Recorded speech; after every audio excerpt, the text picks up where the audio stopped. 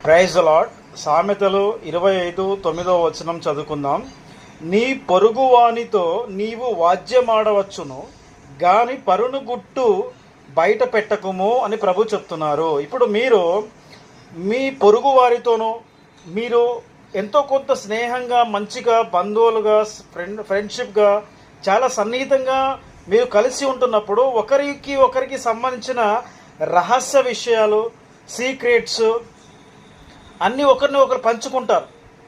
తర్వాత మీకు కానీ, మీ స్నేహితుతో కానీ, బంధువులతో కానీ, మీ పొరుగు వారితో కానీ మీకు ఏదైనా చిన్న గొడవ రావడం కానీ, ఏదైనా విషయంలో డిస్కషన్ కానీ, ఏదైనా విషయంలో మీరు శత్రువులు అయిపోవడం అలాంటివి జరిగిందనుకోండి, ఏదైనా ఉంటే మీరు ఏ విషయంలో మీకైతే గొడవ వచ్చిందో, ఏ విషయంలో మీకు డిస్కషన్ వచ్చిందో అదే విషయంలో మీరు మాట్లాడాలనుకొని తేల్చుకోవాలి. కానీ ఒకరి గురించి ఒకరు ఏదైతే సీక్రెట్స్ ఉన్నాయో అనవసరంగా అందరికీ చెప్పడాలి అలాంటివి చేయకూడదు.